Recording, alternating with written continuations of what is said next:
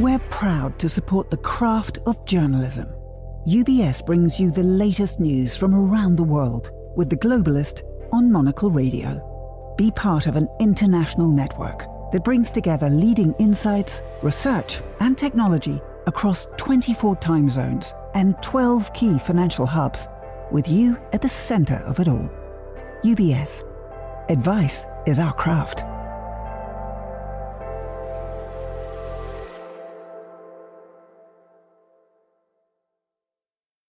You're listening to The Globalist, first broadcast on the 23rd of September 2025 on Monocle Radio. The Globalist, in association with UBS.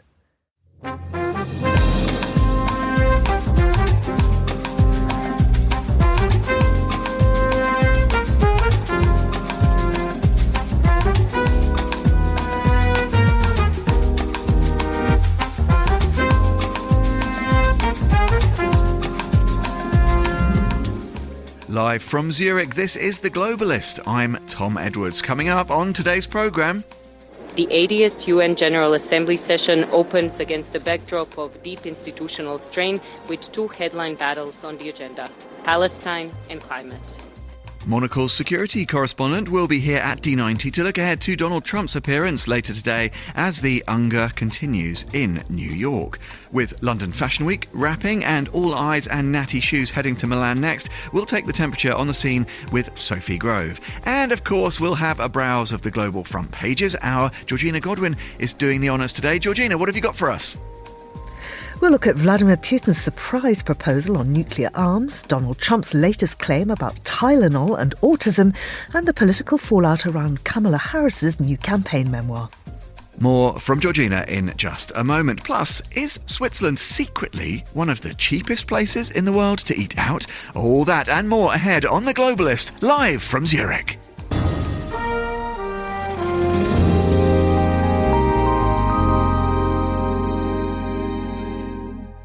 A very warm welcome to you from Dufourstrasse 90. Tom Edwards here, bringing you The Globalist live from Zurich. But that's not all. My buddy Georgina Godwin is safely ensconced in London town, as per usual. Good morning to you, Georgina. How's London treating you this morning? Good morning. Weather fine? Actually, it's not too bad, but I have to say, Tom, I'm so jealous of you because you're in our Zurich studio, which is attached to the cafe. So you've just got a stream of fabulous coffee being delivered to you constantly, I think.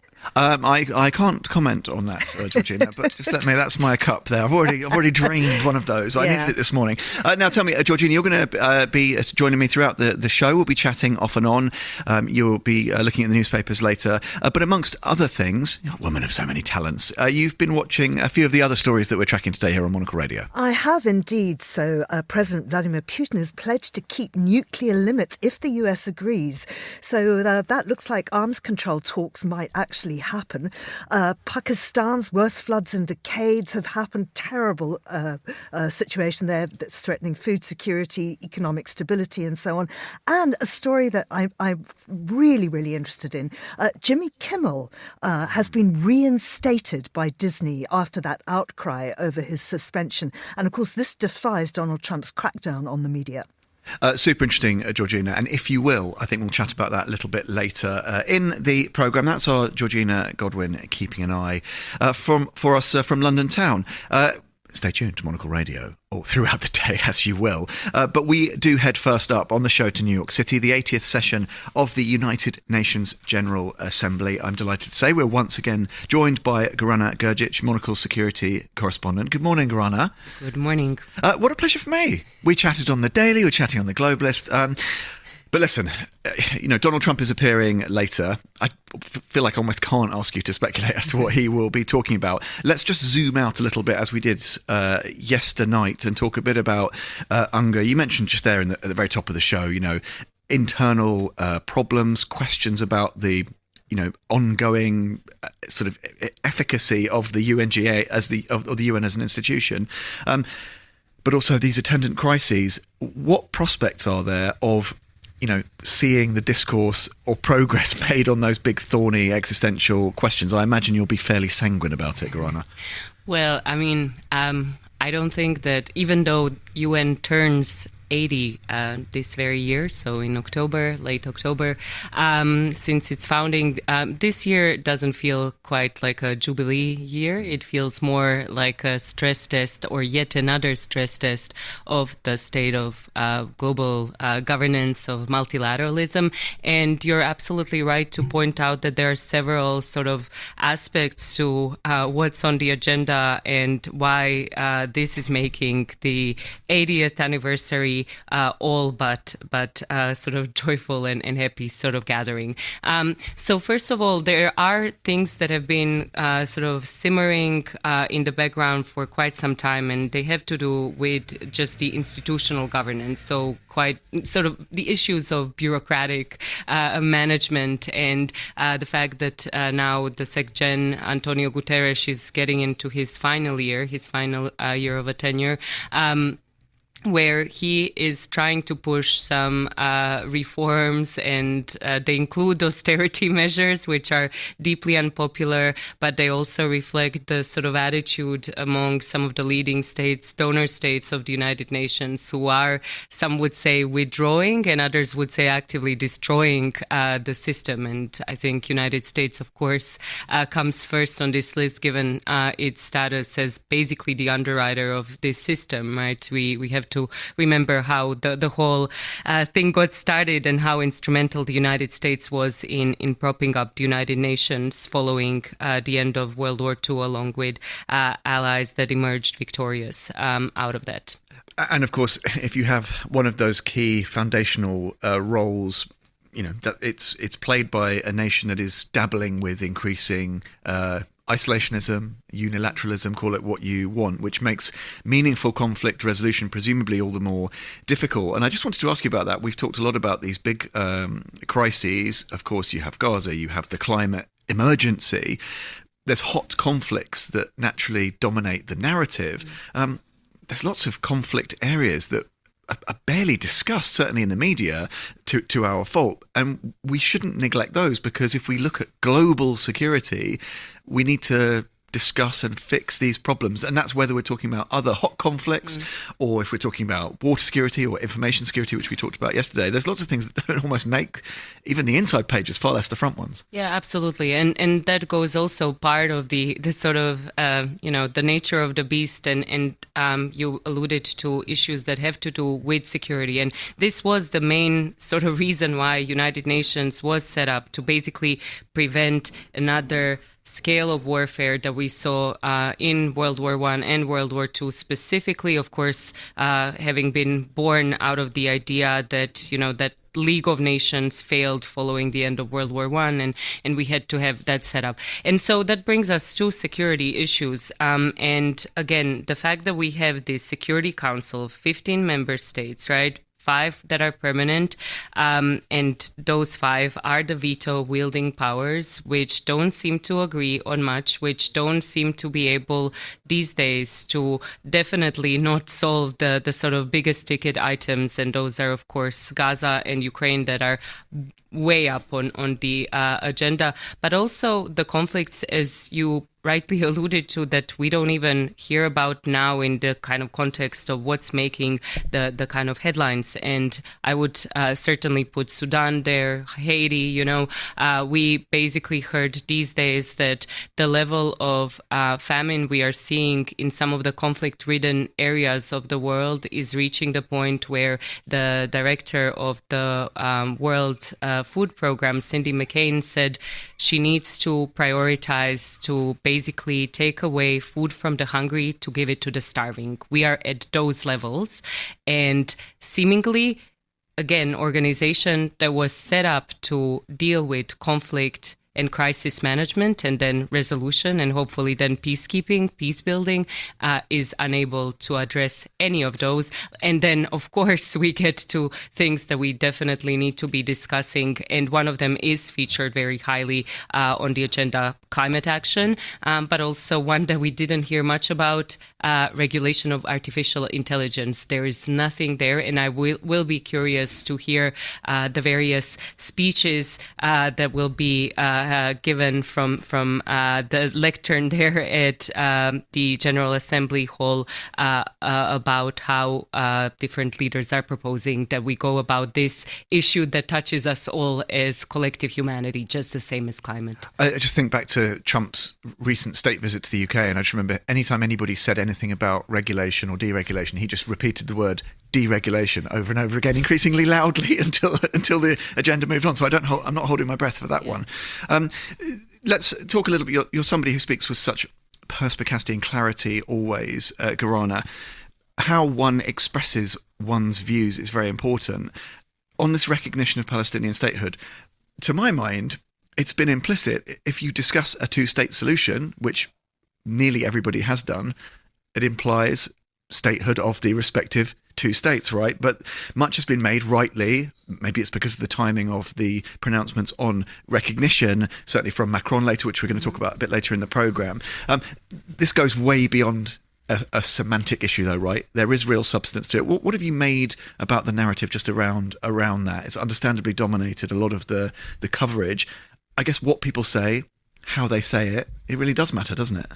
Absolutely. I think that, if we still believe that the international system of nation states is predicated on this idea of sovereignty, the idea of sovereignty is both something that comes from within. So, the kind of classical definition that a state is considered sovereign if it has monopoly over the use of force on its territories, right? And it can do that to protect its citizens, to kind of further its interests. But also sovereignty is something that's in the eye of the beholders. And, to be considered sovereign, and to actually get to graduate to that level where you would have a seat at the table in institutions such as the United Nations system, you need to have that recognition from other states. That's a kind of sine qua non, if we wish, something that we definitely can't go without. I think that we can't overstate the importance of what I would say a coordinated action now on part of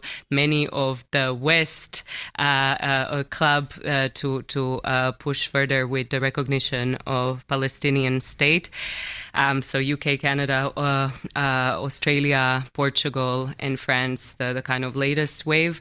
But we also can't ignore the conspicuous absence of course, United States, Germany, Japan, for instance, because the issue now is, yes, we have nearly 80% of the UN states that have actually recognized Palestinian state, but the 20% is the critical one. So the fact that United States and Germany, which are the key providers of military sales and military aid to Israel, so US around 70%, Germany about nearly 30%, so like the very, very small percentage is leaving it for the rest of the world. The fact that we have key countries that could wield pressure, that have the leverage with military instruments, they are unwilling to pursue that path, and more so that there is no coordination over any kind of, pressure that might come through economic leverage. Again, I mentioned military, so some political pressure has been made. Even the U.S. administration has recognized that what's going on in Gaza is unacceptable for the reasons that I've mentioned already, the level of famine, the kind of reports that are coming out about war crimes and similar. But basically, if we are serious about this issue, pursuing two-state solution, as you alluded to in your question, then everyone needs to get on board, or we do need to, or almost everyone, because the key ones are still on the fence. Gorana, brilliant to have your insights as always on the programme. That's our Gorana Gurgic, Monocle's security correspondent. Thanks for being with us on The Globalist. Pleasure.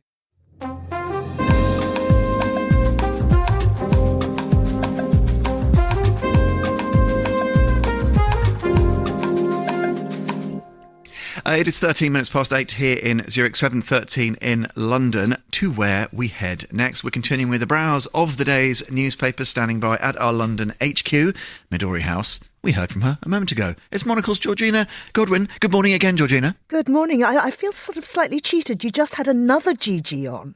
Do you know what? I remarked about this earlier. I was going to suggest some sort of GG face-off. I don't know. We'll do that when Ronna's next in London. She's making us kind of challenger actions. GG. Who will achieve primacy? Listen, so much to cover in the newspapers today. Obviously, loads of coverage out of New York City and the sort of ongoing UNGA. But where are you going to start for us, Georgina? Well, I mean, as you say, that is dominating the front pages everywhere. But also, people are very, very interested in this offer from Putin, which is really quite surprising.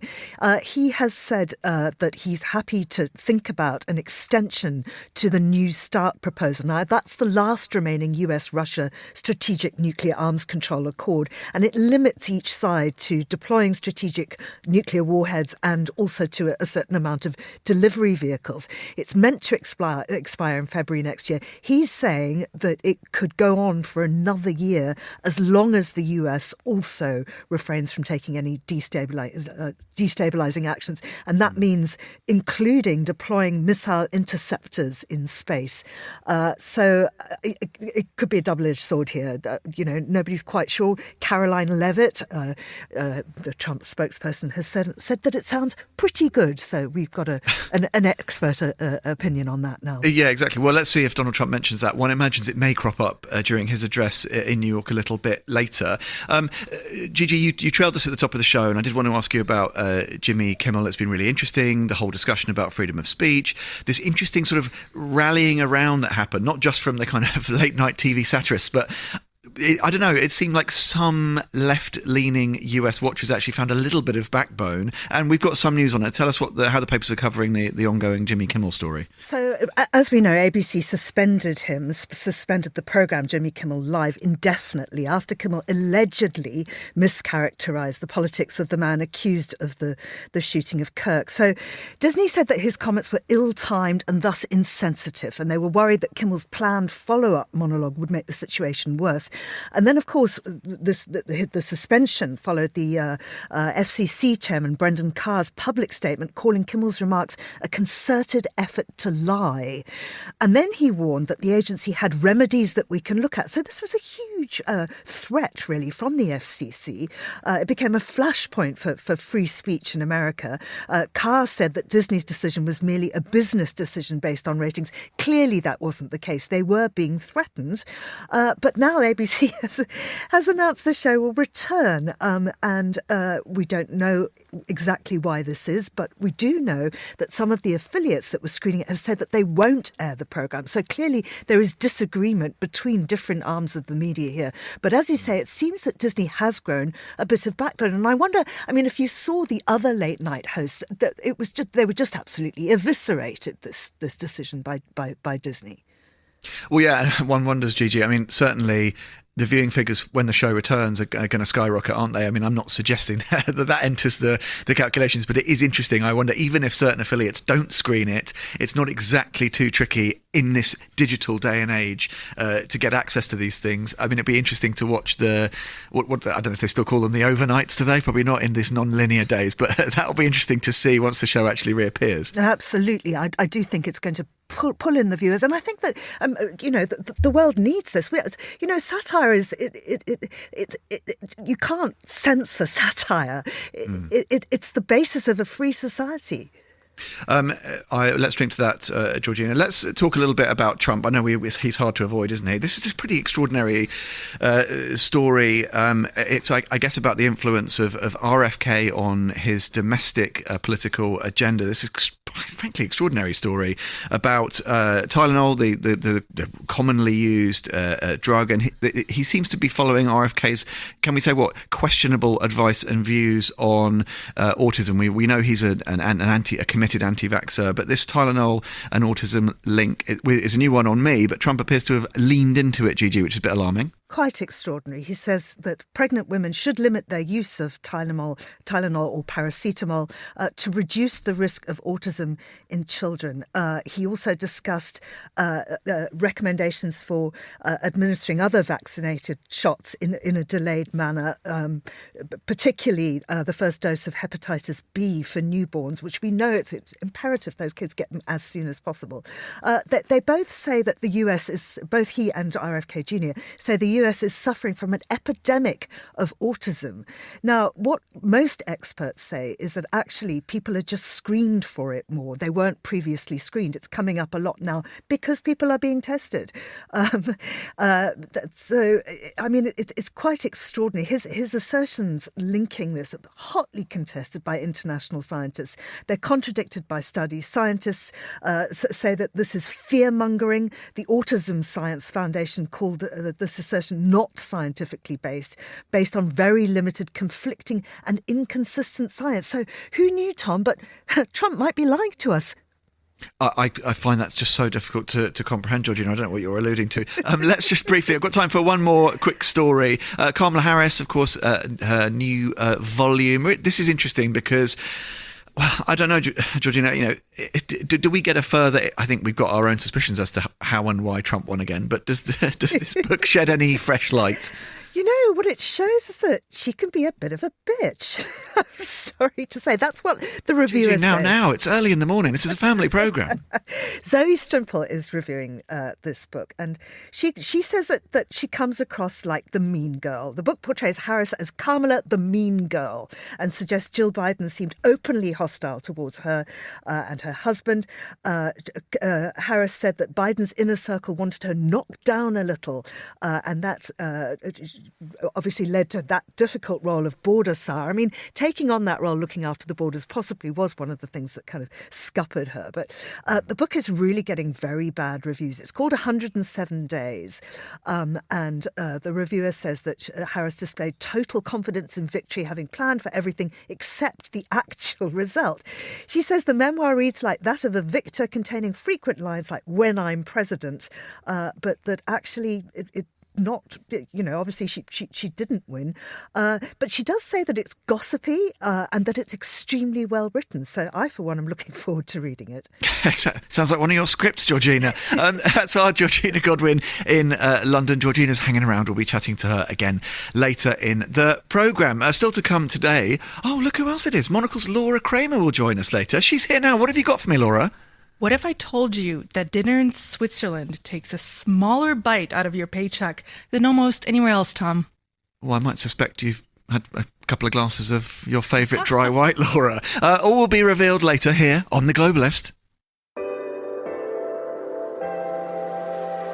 There's a craft to every question, which is why at UBS, we query every aspect of the market, working with specialised experts and award-winning research teams, covering over 3,500 stocks in 50 countries, all delivered in a comprehensive library, answering what you want with what you need.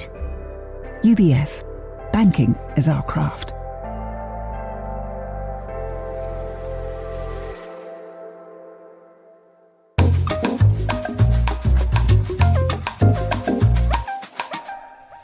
Time to shine a spotlight on Switzerland now. Joining me, well, to shine that light on, let's be honest, a somewhat gloomy morning here in Zürich, is Dr. Rahul Sahgal, CEO of the Swiss American Chamber of Commerce. Rahul, a very warm welcome to you. Good morning. Thank you. Good morning. How do we find you today? It's a little gloomy. I gather it was a stellar weekend. I arrived just after the weather had cleared out, apparently. Same here. I arrived on Monday morning. Oh, there we go. I thought it was personal. Now, listen, we're going to talk a little bit about tariffs, of course, a hot issue. We're going to hear from Trump later. I imagine trade's going to crop up. But it's interesting to see how different nations are trying to leverage some might to address the issue. A really interesting story about Pilatus, of course, hiring, experienced lobbyists to kind of go into to bat for them in DC. We shouldn't be surprised that happens. How good do you think a job needs to be done to get heard amongst all the white noise that echoes around the Oval Office, Rahul? It's a hard thing to do at the best of times.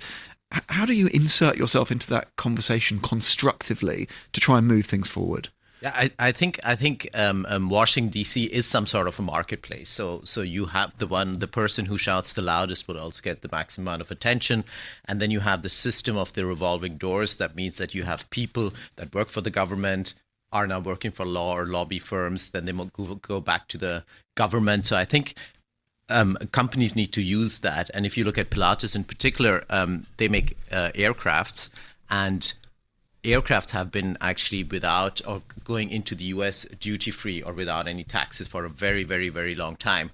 And Pilatus has about 10% market share in commercial aircrafts in the US. And now suddenly they are hit with 39%, which basically cuts the US market out of their portfolio. So it is a very tough situation for them, which also means that they have to try to do whatever they can to get out of that situation. And tell me about, because I'm going to generalize slightly, there's a slightly more transactional way of doing things in the US, and maybe Trump leans into that because he's a self-confessed sort of businessman and deal maker.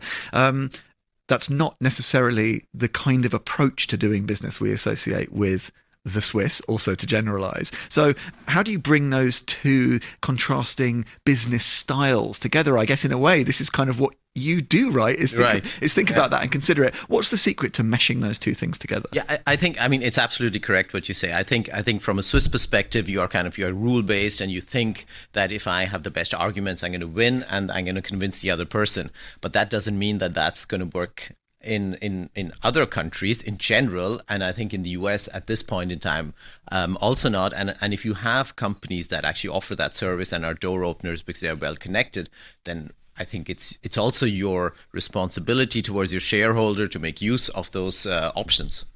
Well, let's talk a little bit about this. Another story that's kind of in this space. Bern offering to buy, or source in more American suppliers, whether that's arms, energy, to sort of persuade, and I'm doing air quotes, which doesn't really work on radio, persuade DC to lower import levies. This is it, right? This is more what you're talking about, Rahul. It's the give and take, although maybe will need to be more give to try and get the right response from DC. Yeah, I think that's also an interesting situation because Switzerland is very low on defense spending as percentage of the GDP. So the NATO countries have a goal of 2%, and they want to go up to 5%. Switzerland is at 0.7%. If you count our militia system, maybe it's 1.2%, 1.3%. So there's a lot that needs to go into defense spending in the next 5 years. There's a plan of 30 billion. As we discussed before, Swiss politics is more like, okay, we can decide ourselves. It's going to be 30 billion over the next 4 years. Let's see. But it's obvious that a part of it is going to go to the US. So why not go with that laundry list to the US and say, hey, by the way, we had intended to buy this and this and this. Well, one area, it's interesting on arms, as you said, it's quite an interesting market, not necessarily of the same scale. Big Pharma, we know, massive, it's a huge story always for Swiss. We know lots of the key players. And Trump has, I don't know how explicit he's been, but there's the threat. There was a piece in Tagesanzeiger writing about this with specific pharmaceutical tariffs. And this is counterproductive in any number of ways, as we know. Is it empty rhetoric? Again, how do you marshal your resources to make sense of the nonsensical and actually make good decisions, especially when there's a great deal more at stake in a sector like, say, Big Pharma? Right. So, pharma is quite a complex issue as you touched upon. On one hand, most countries don't have any tariffs on pharmaceuticals because they say it's kind of a human right is not the right word, but people should have access to medicine. However, you do have certain, I would say, pitfalls. Number one, the US has by far the highest pharma prices. We know that. So they kind of also pay to a certain extent for other countries, which is something that Donald Trump doesn't like. Number two, COVID showed that the US, being the largest market, still is very, very vulnerable. So what they figured out was that, for example, the active pharmaceutical ingredients, the so-called APIs, even of US pharma companies get actually manufactured in third countries like especially China.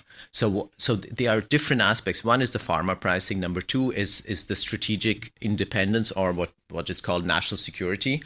And the third thing is just the regular tariffs, meaning they're able to get money into the country. So let's see how that plays out. But pharma price caps are something different than the tariffs, and that's something else than national security. it all plays onto the same sector, but there are different questions that are trying to be solved. Rahul, this strikes me as really interesting, and it actually makes me think of a different question. We often talk here on Monocle Radio about the skill of, say, diplomacy and how that is being set back or impeded by the Trump narrative and isolationism and so forth. Looking through a business prism, if you have an administration, and it's Trump 2.0, of course, we should say, that is set on this course, it's anti-trade, it's anti-globalism, it's anti-discussion often.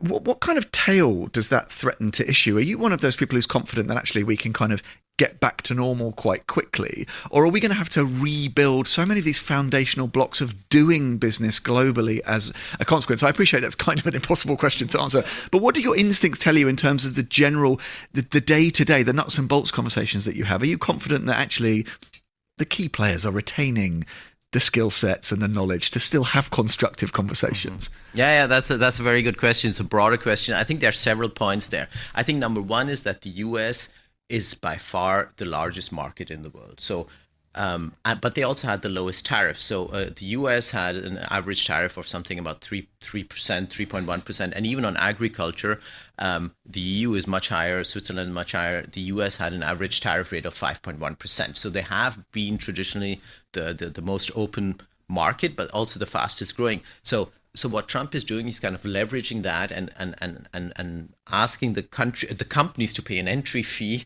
to access the market, which to a certain extent can make sense. And that's why business is also still exporting to the US in spite of the high tariff. So that's the first part. The second part is I also think companies will often find a way how to navigate the system.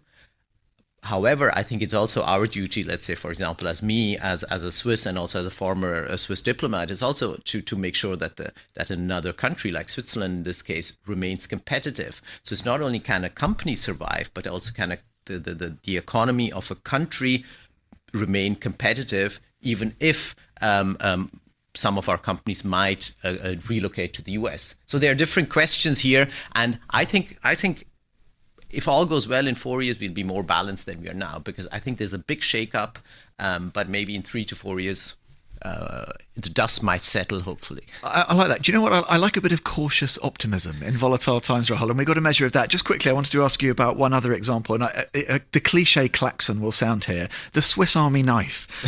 Trump's tariffs having perhaps an unintended consequence and effect in this area. This is a funny one, but look, it's a case study, right, of the sort of law of unintended consequences. Tell us what's happening and what the pathway looks like with this one.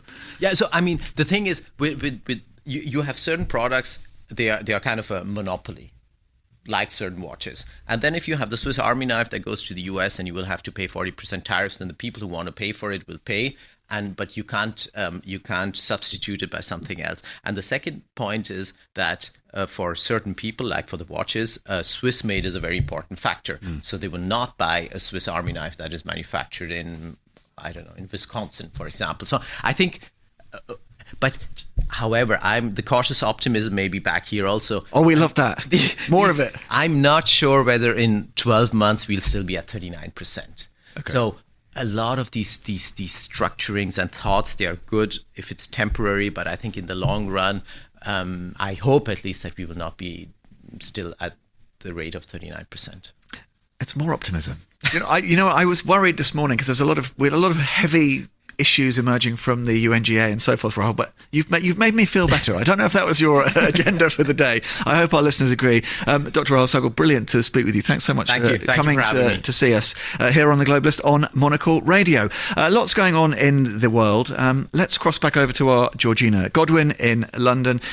Georgina, you've been keeping an eye on the other stories we're watching today. Absolutely, Tom. As discussed, Russian President Vladimir Putin offered to voluntarily maintain the limits of the new START nuclear treaty after its expiry in 2026 if Washington reciprocates. The proposal, welcomed cautiously by arms control advocates, comes amid US pressure on Moscow to end the war in Ukraine. Record floods in Pakistan have inundated both the rural breadbasket and key industrial hubs, wiping out millions of acres of crops and threatening the country's fragile recovery under an IMF programme. Officials warn the disaster could eclipse the devastation of 2022, with food insecurity looming as wheat sowing season nears. And a global aviation summit opening in Montreal today will grapple with cyber attacks, climate concerns and labour shortages against a backdrop of geopolitical tensions. Delegates to the UN's International Civil Aviation Organization are under pressure to cooperate on security while finding credible ways to cut emissions and recruit enough staff for booming passenger demand. Thank you very much indeed, Georgina. It's interesting, isn't it? I was following, it was Heathrow Airport again afflicted by a sort of a hack attack. Have you got any current plans, Gigi, to try and, cyber attacks allowing to escape the surly bonds of the UK? What's next on the GG agenda? Well, and I've got a clever way, I think, to escape these airport shutdowns too. I've only got to take one flight. So I'm going to fly to Charleston in South Carolina for a literary festival there. And then I go off to the Miami Book Fair. But then I'm coming back to England on the Queen Mary 2 on a literary cruise. So hopefully the hackers won't start messing with shipping too. Georgina, I hope you can still do your programmes. Have we checked the facility on the ocean liner? Can you broadcast from there? I will expect regular dispatches. Absolutely. Apparently I can. Oh. Your mid-Atlantic correspondent. Perfect. I look forward to that. Full steam ahead. You're listening to The Globalist here on Monocle Radio.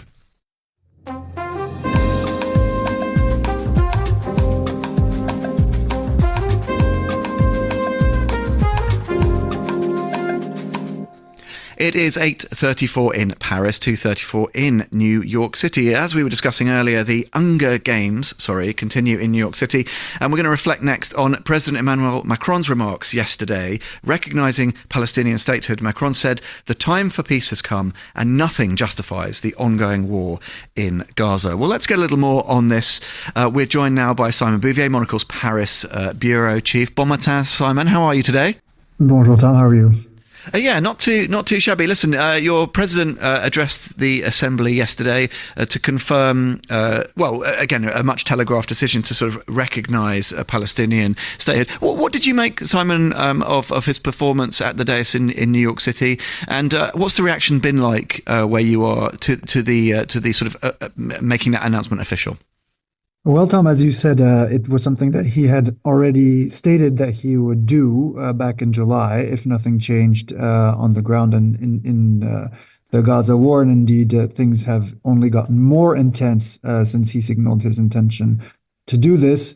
And so even though he took great pains in his speech to explain that France is a friend of Israel and that the two-state solution was the only way for both countries to live in peace, this was definitely a reaction to the fact that the Israeli government has been completely unmovable in its pursuit of the Gaza war. So it is a bit of a diplomatic punishment for the fact that they have not been willing to relent, not been willing to give in to the demands to try and find a negotiated solution to this. And as far as reaction is concerned, Tom, I think that for a lot of the front pages, this was a kind of historic moment.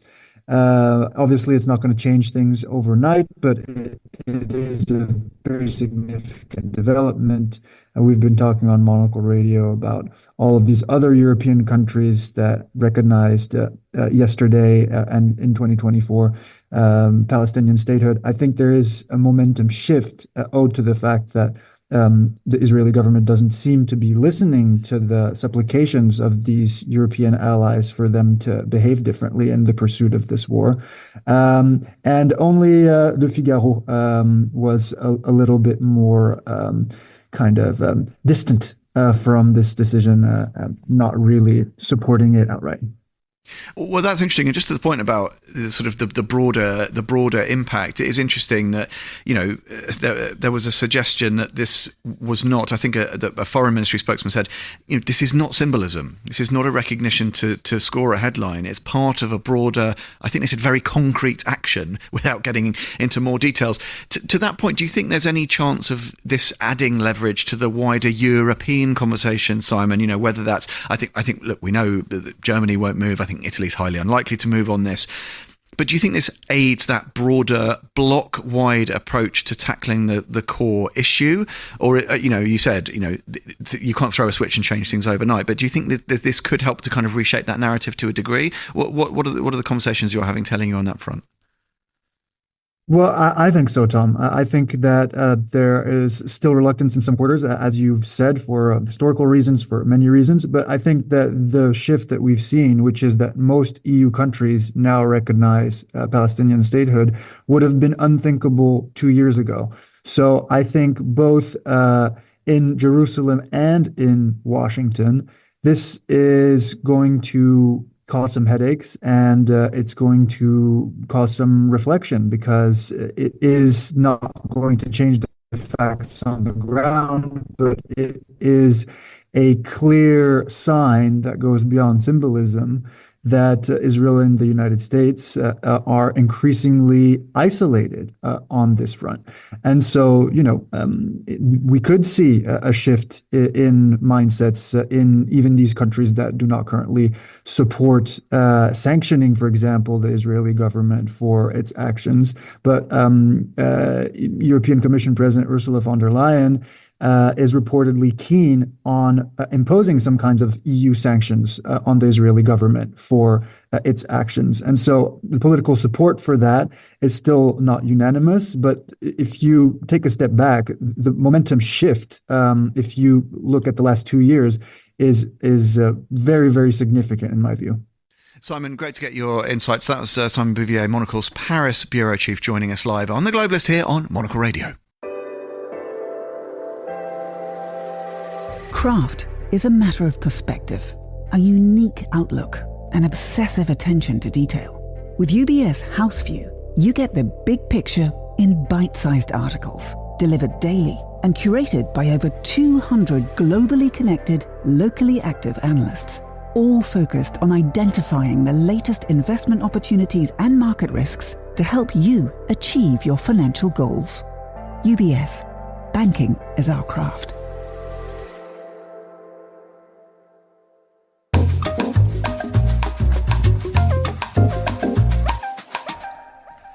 You're with The Globalist here on Monocle Radio, now with London Fashion Week wrapping last night and attention turning next to Milan. Who better to cast a well-trained eye on the scene than our own Sophie Grove, who joins me now, the editor of Confect magazine, of course, Monocle's sister publication. She joins me in the studio. Good morning, Sophie. Good morning. Hi. Now, tell me, it's always interesting, I think, to sort of take the temperature in the midst of these busy seasons. Lots of your colleagues and mine crisscrossing Europe at the moment to take in the latest. What's jumping out at you, Sophie? What's everyone talking about? We had, obviously, I think, the Burberry show last night. I think Natalie was, Theodosi was there. What are you hearing on the fashion grapevine? I know you've got one of those red phones, right? That's always ringing.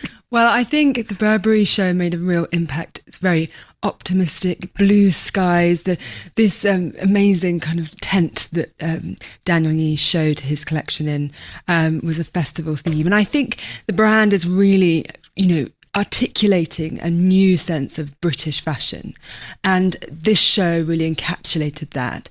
And in fact, last week we saw a different sort of, a little bit of a different step for the fashion industry in Britain, because, really, if we're very honest, I think the British, fashion scene in general, for like just that week had lost its kind of momentum a little bit. And there's a new CEO of the British Fashion Council, Laura Weir, who's an ex-journalist, and she's really just putting a lot behind it. She's waived fees for young designers. So there's a little bit more of a sense of creativity that kind of spurring back in its step in terms of London Fashion Week. More jobs for journalists. They're good at storytelling. But it is interesting because we have talked before a little bit about well, we often talk about it across the creative industries very broadly, that Britain doesn't necessarily know the soft power asset it has. We look at markets like just across the Channel, or of course in Italy.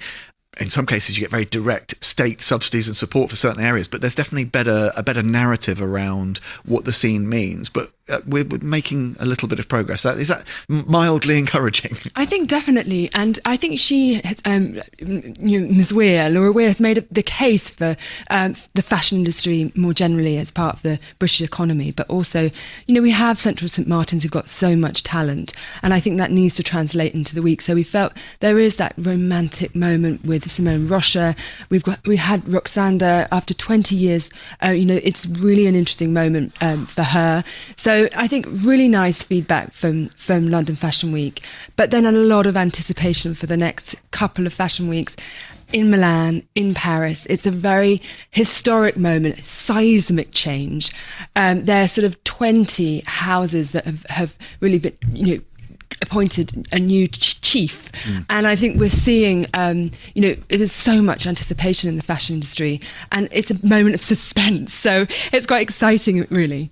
It's funny because I've been talking to Natalie Tudosi a little bit about the sort of musical chairs with all the different CDs, and I have to say, for someone who's not as immersed in the scene, I sometimes find it quite difficult to keep track of who's where and what. And just on that point, Sophie, it's difficult because I think people often anticipate, new CDs appointed during the summer season will immediately see a transformational impact in the in the next collection. But there are some kind of values that underpin the approach that these houses, these maisons, take to their work and to their craft, which endure despite personnel changes. Also, it's quite difficult to operate those levers that quickly. We need to give people a second. We'll see hints, we'll see suggestions of the direction of travel, but we can't necessarily expect to see a sea change kind of overnight, although some people seem to want it. I know, it's interesting, and I think that just shows you, fashion is about desire and about kind of newness, and in a sense that there's such a kind of appetite for it. But in fact, of course, it takes a while to change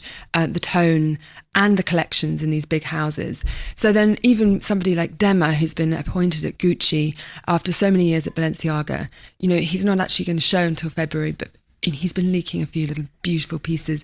People are starting to see a little bit of what he's all about, but actually it's not going to be instant. I'm really excited about Louise Trotter at Bottega Veneta. She's an amazing designer and one of the only women who's actually part of this cohort. And she's just got such incredible taste. She turned Carven around. She was at Lacoste. She has such an incredible vision. And so I can't wait to see how she translates that at Bottega. What are you most excited about? We look to Milan, obviously. You have particular houses you're following, particular designers you want to see. I wonder, though, is it as much about trying to get a sense of the mood music? What's the vibe? Whether that is from the people in the front row who are watching, whether it's about buyers, how much attention should anybody pay to what the vibe is? Obviously, I think Natalie's there. I don't know where you're crisscrossing Europe at which time, Sophie, but how much stall should we set by what the mood is like, the sense of optimism? People talk a little bit about some of the kind of inertia or fatigue with this space. How important is getting a sense of that mood music, do you think? I think it's interesting, even at London Fashion Week this week, you could see in the reviews, the buyers who were in the front row were all mentioned, and apparently they had 19% more sort of in terms of, really top buyers from coming, Dover Street Market, whoever it was. Those people are now in the news, and I think that's really interesting. And the sense of it's not just the celebrities in the front row that people are looking at, which I think is very healthy for the industry. Everyone's looking towards Jonathan Anderson at Dior and Mathieu Blasi at Chanel, but I think there's also a sense of who's in the room really matters as well. Sophie, always great to have your insights. That's Sophie Grove, Confects editor.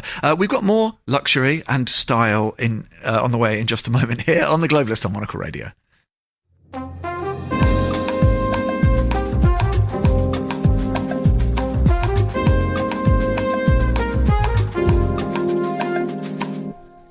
Well, yes, if you thought Sophie was bringing the height of style and charm, you were right.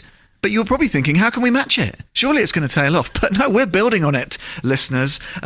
From strength to strength, style-wise. The ever-elegant Brenda Toohey, Monocle's Luxury Markets editor, is here. Good morning, Brenda. Hi, good morning. It's exciting to be in Zürich. Now, is there a specifically delightful fragrance, Brenda, in the air this morning? Or is that just your usual radiance shining into the studio here at D90? It might be Chanel number 5. I was a lucky woman. I went to Grasse in France last week to the jasmine farm where they have farmed jasmine since 1921. The same family, the same farm, 33 hectares of, ooh, what a smell. Glorious. Now, Brenda, listen, our listeners are very well travelled. They're very worldly wise, and I'm sure they've probably been to Grasse, but there may be one or two latecomers to the party. Just give us a sense of this place, because it's beyond sort of institutional in this space, isn't it? It's kind of like a pilgrimage to Mecca going to Grasse, isn't it? If you're passionate about fine fragrance. Tell us a little bit about what it's like being there. Well, it is the foremost area for flowers, for fragrances.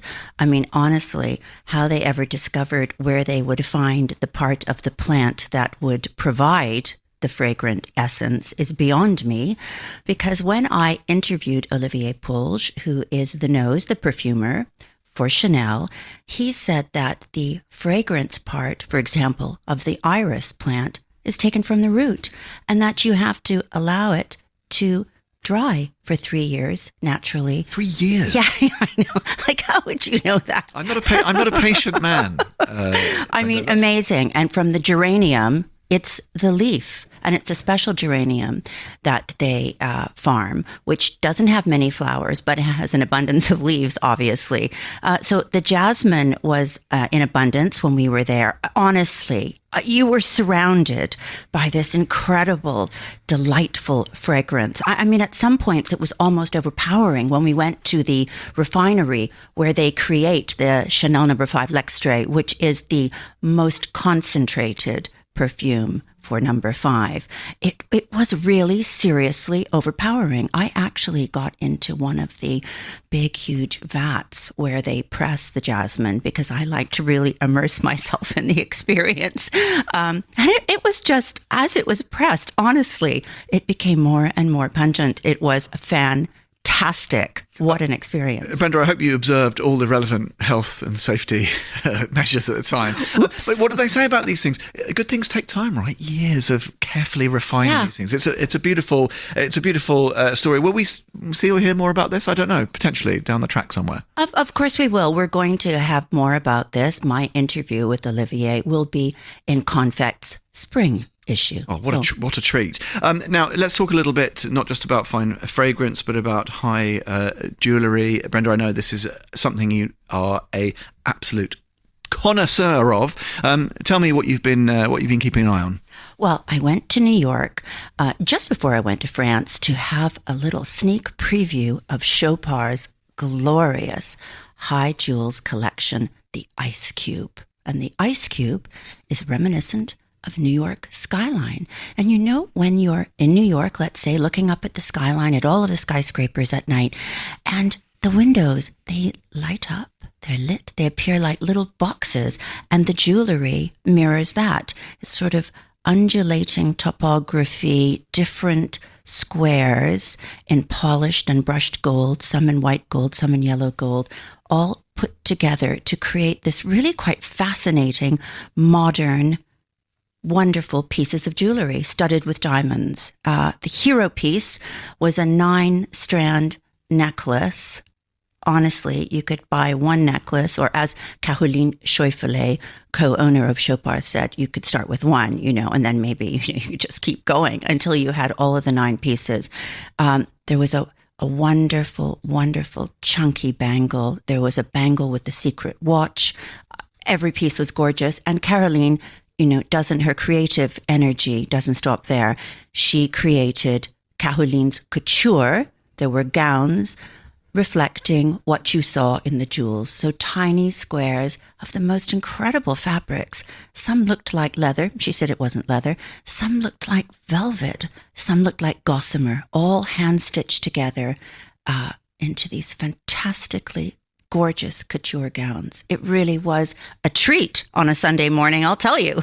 Brenda, that was poetic. That was almost like one of those ASMR readings. I was going into a reverie, and I'm also relieved that talking Ice Cube, we were talking East Coast, not West Coast. Cultural reference for the younger generation, or maybe the older one, actually. Ask your parents, kids. Brenda, where next? Where and what next? You crisscrossing the globe already? Any other treats up your sleeve? What's on your agenda? Well, I'm always doing exciting things, I have to say. In my job, it's pretty fantastic. When I go back to London, I'm going to be looking a lot at jewellery. We are going to be choosing pieces for our High Jewels Winter Confect High Jewel Special. So I'm going to be looking a lot at wonderful pieces of tantalizingly exquisite jewels as we put together our selection for our next big shoot. Watch this space, listeners. Brenda Tui, Monocle's Luxury Markets Editor. Thank you very much for being on The Globalist.